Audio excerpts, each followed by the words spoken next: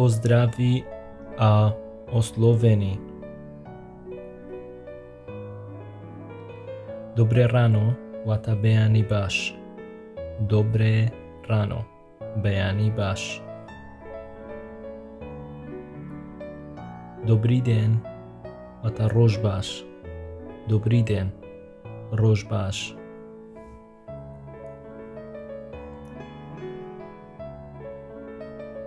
Ahoj, slav. Ahoj, slav.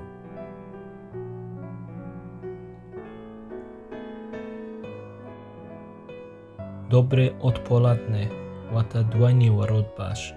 Dobré odpoledne, dvojný ворот baš. Dobrý večer, vata evara baš. Dobrý večer, evara baš. Dobrou noc, šoušat.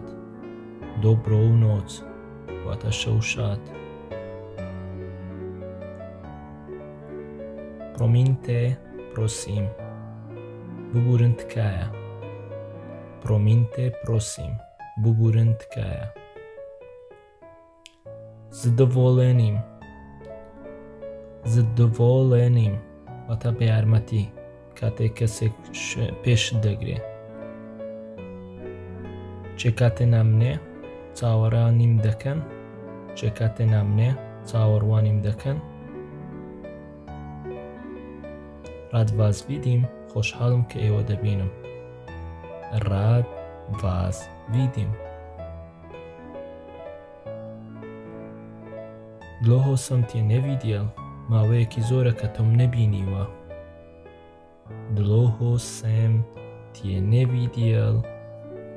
Jak se máte, ایواتسونن باشن؟ Jak se máte؟ بۆ بەڕێز یان کەسێک لە خۆت گەورەتر یان کەسێک نەناسیت. Jak se máš, to چۆنی باشی بۆ کەسێک کە ئەیناسی یا لە خۆت بچووکترە.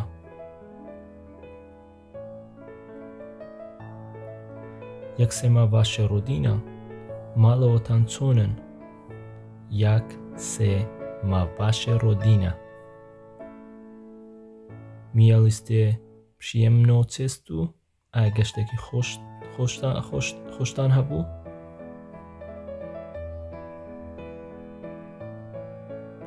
ناشێڵستێت تۆ بەس پرۆبلێم و ئایا ئەوەت بەبێ کێشە دۆزیەوە؟ چێستا بیلە بەس پرۆبلێم و واتە گەشتەکە بێکێشە بوو. چێستا بیلە بێز پرۆبلێم و Už jste někdy byl tady? Vata ئایا پێشتر لێرە بوون؟ Už jste někdy byl tady?